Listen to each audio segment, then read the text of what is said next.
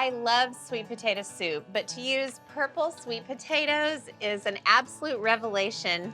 First of all, they're delicious, but second, they're just a glorious, deep purple color, and they make the most beautiful soup. And this is one of those soups that you can make for company or just for your kids on a weeknight. I just fried bacon in a big Dutch oven, and then I took the bacon out of the pan. So into the same pot, I added sliced red onion, some minced garlic, oregano and thyme, and I'm just stirring it around. Oh, it smells so incredible. And look at this pan, Paige. Look at the bottom of this pan. Look at all that flavor in there. Yum. Now that is the start of a delicious soup right there. Okay, so now I'm gonna add the purple sweet potatoes, AKA purple yams. You can find these really in specialty grocery stores year-round, or like regular supermarkets, sometimes get them in the fall. I love any root vegetable soup, and so you could actually use all sweet potatoes, or you could use sweet potatoes and turnips or parsnips. You could sort of do a root vegetable celebration. I like going all purple. It just kind of drives that point home. So I've got the potatoes and the onions all mixed together. So I'm going to cook this mixture for 3 minutes. Alrighty. So those have kind of had a chance to start cooking. So I'm going to add some cumin. Yummy, yummy with sweet potato soup. And coriander, another great fall spice, and some salt and pepper. And then I'll give it a quick stir just so the spices kind of coat the potatoes and the onions. My gosh, I love this soup. So I'm gonna add the broth. I'm using vegetable broth, and you can use chicken broth if you're not interested in it being like vegetarian. I just picked vegetable because usually when I make like a root vegetable soup, I'll use vegetable broth. But any kind of broth will do. So 1 carton plus a cup or so. Okay, give it one more stir. And now we just have to be patient. I'm gonna crank up the heat, bring this to a boil, and let it cook for 15 minutes, and then I'll finish it up. Okay, the soup's just about done, so I'm going to make an incredible topping that is part of the wonder of the soup, and it's part of what makes it so pretty too. So the bacon that I cooked in the pot, right from the top, I'm chopping it up, and it's gonna be part of the topping. Okay, so I've got a little bowl, and I'm gonna put the bacon in the bowl, and then I have some other things to add to the bacon. Pistachios, chopped pistachios, they're so pretty. And then chopped parsley, and chopped oregano, and then a little bit of turmeric. A little goes a long way, so don't go overboard. And then I'll get a little spoon and stir it together. But you could do any combination of herbs and nuts. That looks so good. It does look good, doesn't it? All right, so now back to the soup. Time to puree. So look at this first page. I'll show you what it looks like. See those sweet potatoes? They're pretty much falling apart, and that's the stage that you want to get it to before you puree. So I'm going to use an immersion blender. That way I don't have to take it out of the pot. Wish me luck. I'm going in.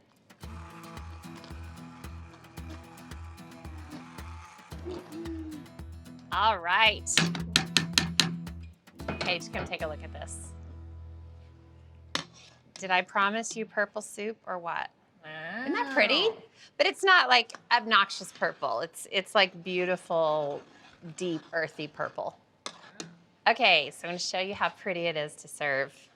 Plain bowl. I'm gonna fill it with the soup. And you don't actually have to fill the bowl because that would be a lot of soup. That really is purple. It's Super pretty, purple. isn't it? All right. Ooh, that looks good. And then a little bit of sour cream. Ooh. And then the moment Paige has been waiting for, Okay, just a little sprinkle. Isn't that pretty? Oh, that's so pretty. Gorgeous. So I'm making this stew with boneless short ribs, which are my favorite cut of beef. Did you know that? Short ribs? I did not know that. Absolutely incredible. It winds up tasting like the very best pot roast that you've ever had, except better. It's like a luscious version of chuck roast. So I cut the boneless short ribs into chunks and I browned them. Look how brown these are. So brown. So I'm just taking them out for a minute. And in the same pot, I'm gonna add some onion chunks, big old chunks of onion, and carrot chunks and garlic. I'm gonna crank up the heat even more, and I'm gonna add some tomato paste. Tomato paste is one of the best tips I can give whenever you're making any pot roast recipe. Just add a couple of tablespoons of tomato paste, and it doesn't really give it a tomato sauce or base, but it just adds depth and interest and passion. It's so good. Okay, so I'm stirring so the tomato paste kind of hits the bottom of that pan. Look at this, delicious. So now for the liquid. Let's just cut to the chase here. 2 bottles of beer. And then a couple of cups of beef broth. Very savory, luscious stew. Squirt, squirt, squirt. And then some Worcestershire sauce and salt and pepper. So easy. You just want to be sure to start this much earlier than you need it because stew does take a while. Sprigs of rosemary and a couple of bay leaves, and then I'll stir it all together. Oh, forgot to add the meat back in. I almost put the lid on and cooked this for 2 hours. Veggie stew. That would have been awkward. Okay, so all this meat goes in, and you definitely want to hold it so all those juices go into. Beautiful. So now I'm gonna put the lid on, turn the heat down, and simmer this for 2.5 hours until that meat is fall apart tender. I like to serve it with egg noodles. Usually I use wide egg noodles, but these are the skinny ones. Oh, yum, yum. But I am never content just to serve noodles plain. So I'm gonna add some butter and a whole bunch of parsley. And then I always like to add a little bit of salt and pepper to the noodles. I think buttered noodles with salt and pepper are the ultimate comfort food. Just toss and let that butter just slowly melt. You can also add lemon zest. I like noodles with lemon zest, butter, parsley, salt, pepper. That's a yummy summer pasta. And wine. And wine, well, wine in a glass, for sure. Okay, the noodles are buttered, so let's check out this stew. Come over here. This stew. Ready?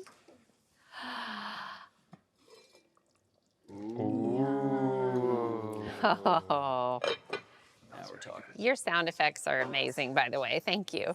So I'm gonna take out the bay leaves and the rosemary. It was so nice. It was all gathered up in one little section. And then I'll just use the ladle to get the stew into the bowl with the noodles. But look at this.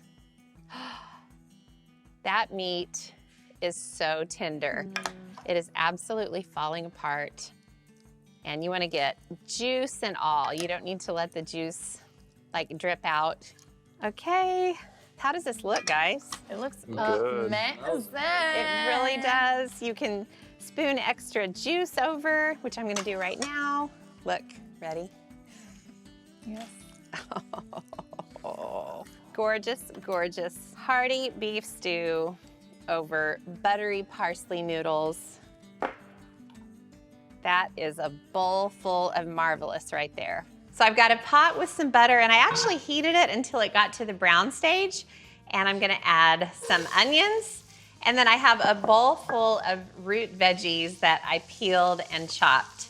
Carrots, parsnips, turnips, and rutabagas, and then some ginger and garlic, whole garlic cloves. And then I'm gonna stir these around just to coat them. I'm not gonna have to cook them at this stage.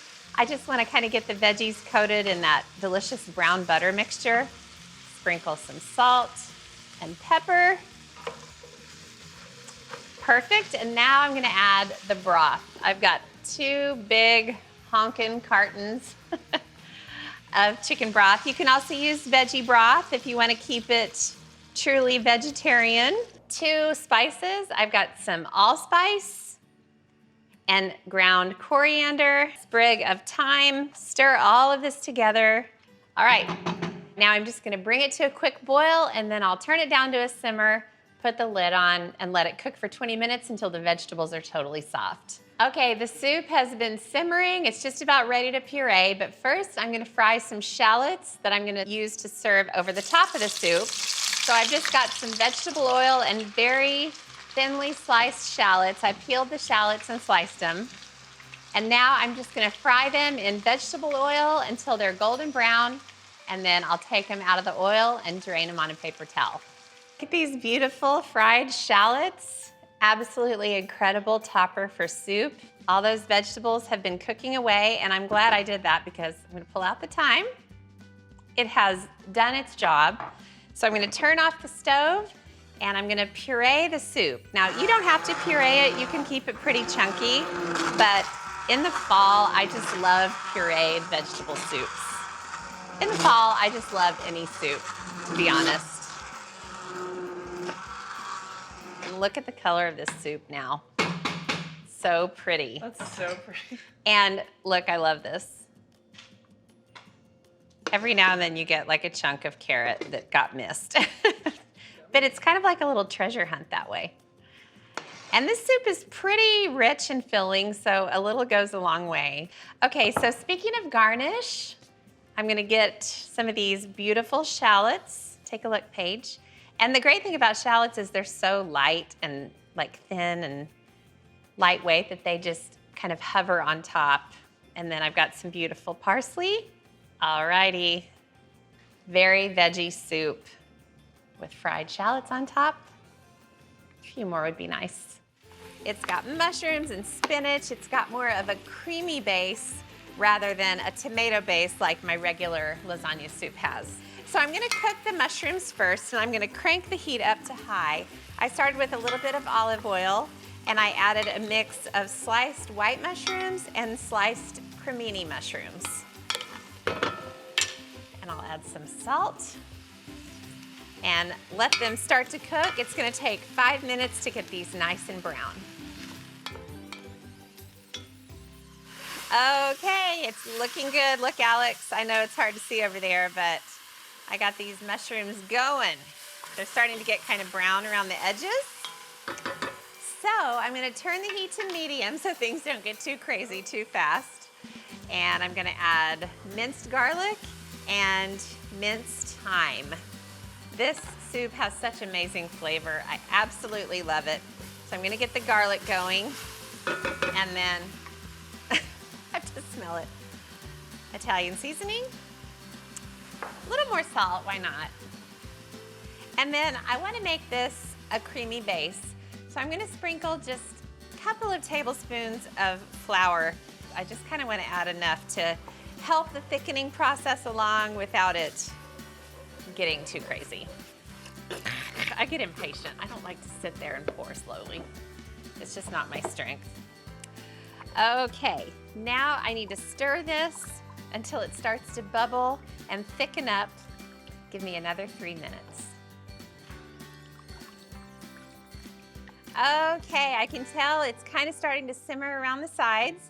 So this is a good time to add lasagna.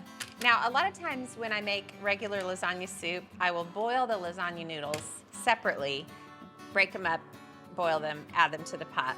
I'm gonna use par-boiled lasagna sheets, which these are almost done, so you can actually build lasagna with these without cooking them ahead of time, so they're no-cook noodles. And I'm just gonna break them into chunks. And the great thing about adding them to soup is they just take a couple of minutes to soften and become soft pasta noodles. Oh, it's looking so good already. So it's a good time to season with salt and pepper. Yum, yum. And then it's kind of a white/creamy lasagna soup. So while it comes to a boil, I'm gonna add some cream. And this is a personal preference. You can add as little or as much cream as you want. I choose the much option because cream. So we can't forget the spinach. Just gonna go right in with it. And the thing about spinach is it takes a lot because it shrinks, so don't be alarmed at the amount of spinach I just added. This is kind of a luscious, beautiful soup. Look at this. Come look, Alex. How beautiful does that look? Oh, that looks really good. All right, with that, this soup is done. So I'm gonna show you what it looks like, all served up, nice and piping hot. You would probably not make this soup in the middle of summer. Look how just gorgeous and rich and magical it is. It looks amazing. Oh, it does look amazing. So here is how I like to finish it. I mean, you have to wait like 3 hours to eat that, it's so hot. So little dollops of ricotta, which kind of finishes off the lasagna vibe of this soup. You can kind of do little globs here and there. And then I'll just use the end of the spoon because I'm weird. And then just a little kind of drizzle of pesto out of the jar. Mmm, this looks good. I'm not even gonna pick it up because it's too hot, but I have to taste so I can tell you guys what it's all about. Oh gosh, that's magical. I mean, if they serve soup in heaven, this is definitely at the top of the list. So I'm gonna make shortcut taco soup. So I've got some ground beef that I've totally browned in a pot with onion and garlic. And I'm gonna add a bunch of tomato paste. I love the kind in a tube because it's just like toothpaste, basically. I'm gonna do probably 2 heaping tablespoons because this adds such richness in a pretty short amount of time. So I'm gonna turn the heat way up, and I wanna smush the tomato paste into the ground beef and try to kind of get it, can you see that, Paige? Get it on the bottom of the pan and just kind of get the flavors of that tomato paste going. Just kind of release the magic of the tomato paste. Okay, so I'm gonna add some salt and pepper because the ground beef really needs it. And I need a little exercise today. And then taco seasoning. You can't have tacos without some kind of taco seasoning. Okay, so this is a shortcut taco soup, which means you don't stop and let things cook a million times. So I'm gonna add a can of tomatoes with green chilies, which is a staple around these parts. And then fire roasted corn and a can of black beans. And I am being very radical, and I am not draining the beans or the corn. And that's just fine because this is gonna cook so fast and over really high heat. So it's gonna be so good, and it already looks amazing. So then for the liquid, I'm just using vegetable stock. You can use beef stock, chicken stock, whatever stock. And then some hot sauce, your favorite hot sauce of your choice. And then honestly, talk about a one-pot wonder right here. Now all I need to do is bring this to a boil and let it cook really fast for about 10 minutes. Look how violently it is bubbling away. And that's the secret when you're making a quick, shortcut soup. You wanna just really bring it to a boil and let it just violently cook for, 10, 15 minutes. Whatever you got available in your schedule. Okay, believe it or not, this soup is ready to serve. And the thing is, this soup is perfect as it is, so you could just serve it without any adornments. But as you know, I like fixins, otherwise known as fixings. So I'm gonna go ahead and show you how to finish this. Look, this bothers me though. I have to fix this before we continue. Yeah, that was bothering me. I can't deal with stuff like that. It keeps me awake at night. Okay, so here, Paige, I'll just put this here so you can really get a good look of the serving.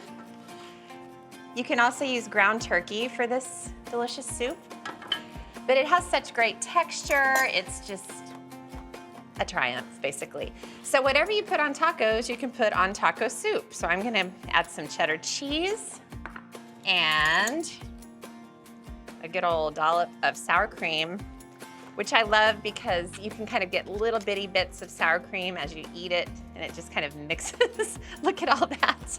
I added a lot. And then watch this, this is super fun. Corn chips, ready? And then just sprinkle. Oh my gosh. And then cilantro, of course, just to give it a little freshness. I mean, that took approximately 45 seconds to make, that whole soup. At least it seems that fast. It's perfect for teenagers, college students, middle-aged moms. Not naming any names, but I love this soup. Watch this. You always do the eye roll. Okay. I like the crunch. Ooh, hot. This is good stuff. I'm just making a quick soup. This is a really quick and easy corn and cheese chowder. I've had some onions cooking in some butter, and I threw in some pieces of bacon. Now I'll just stir this around and let it cook.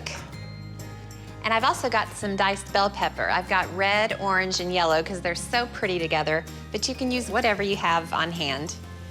Okay, I'm gonna let the peppers cook.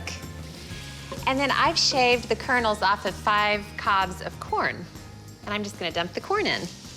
This is a piece of cake, this soup recipe, but you wouldn't know it when you taste it. It is extremely impressive and yummy. Now stir the corn around. Okay, now I'm gonna add a 1/4 cup of flour. Just sprinkle it over the ingredients and give it a stir. And now I'll just pour in some chicken broth as I dribble it across the counter. So I'm gonna grab half and half. You can use milk instead of half and half, but why would you want to do that? So I'm just gonna add a little salt, good amount of pepper, and just give it a stir, and that is it. All you need to do is put the lid on, let it simmer for about 15 minutes or so. Oh my. Oh, it looks so good. It's really thickening up. The kitchen smells divine. Now I'm just gonna finish off the soup by adding some cheese. I've got a cup of Monterey Jack, which I think is great in soups because it's so creamy and it melts so nicely. And then I'm also gonna add a cup of pepper jack cheese. That's gonna add a nice kick. I'll stir it in. Oh, the cheese really, really sends this soup over the top. So good. And then last thing, I've got some sliced green onions, about 1/3 cup or so. And that is one yummy soup. I'm gonna whip up the best tomato soup ever. I love this soup. My friend Kathy's been making this soup for years, and every time I try it, I like it a little bit more than the time before.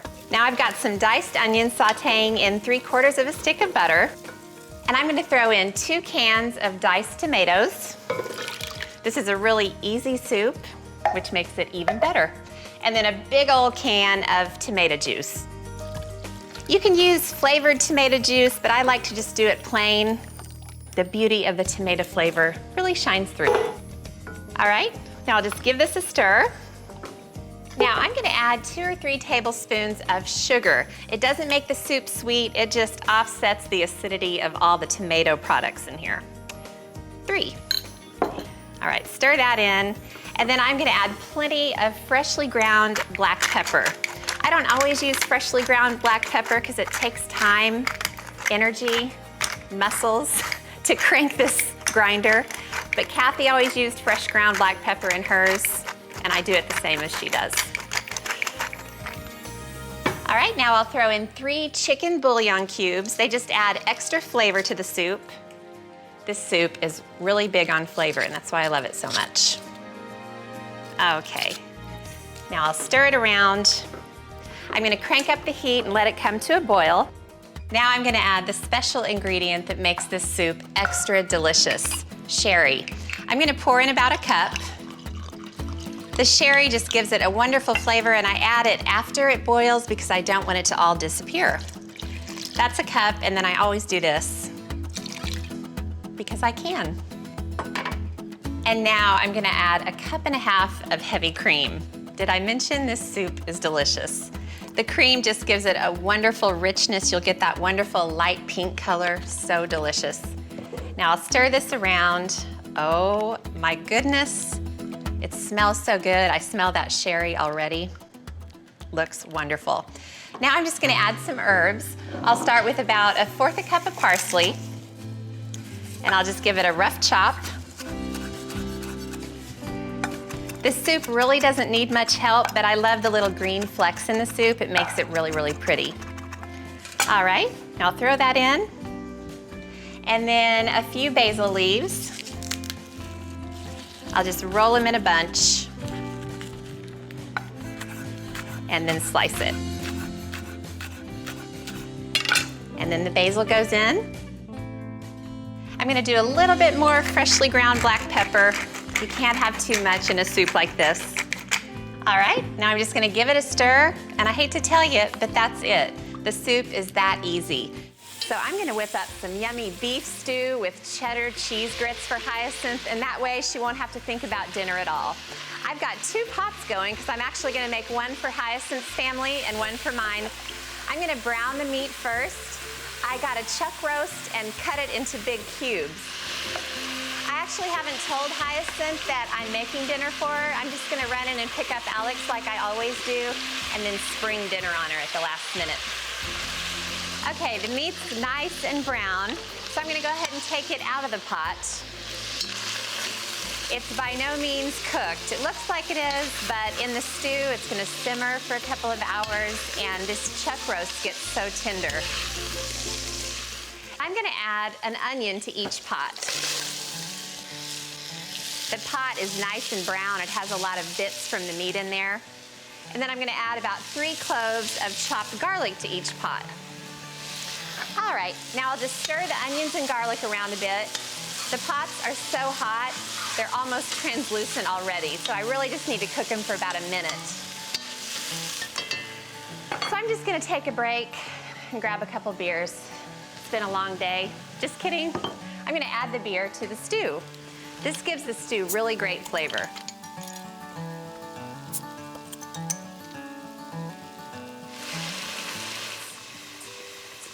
So I'm just gonna add 32 ounces of beef stock to each pot.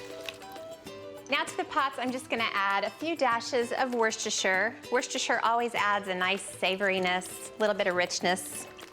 Then I'm just gonna add a little bit of tomato paste to each pot. Gives it a little bit of a tang, gives the sauce a little bit of richness, so good. And I like to add paprika to the stew also. It gives it a great flavor, but it also kind of helps with the color. And then I'll add a little bit of sugar to each pot. Now the last thing I need to do in this stage is add the meat into the pot. So I'll just slide half into this one and half into this one. Okay, now I'll just stir the meat in, make sure it's all combined. And then all I need to do now is be patient. I'm gonna put the lids on the pot, turn the heat down, let the beef stew simmer for about 1.5 hours, and then I'll put the root vegetables in, let it simmer until it's done. And Hyacinth is gonna be so happy. All right, the beef stew's been simmering away for about 1.5 hours, and now it's time to add in the vegetables. I gotta tell you, oh, this smells so delicious. I smell everything, the beer, the broth. Now, I've got 2 carrots for each pot. And then I also have 2 parsnips for each pot. And then I have 1 turnip, and that's enough for both pots. So about 1/2 turnip per pot. Now I didn't want to add these at the beginning because the vegetables would be pretty much disintegrated. So this is the perfect time to add them. Let them simmer for about 30 minutes till the veggies are nice and tender. The last thing I'm gonna do is thicken up the cooking liquid a little bit. I'll drizzle in some beef stock into 3 tablespoons of flour, and I just wanna make a really, really smooth, pretty thin paste. Now I'll just add a little bit into each pot. And then it's gonna keep bubbling just for about 10 minutes or so, and it's gonna make the stew just perfect and rich and thick.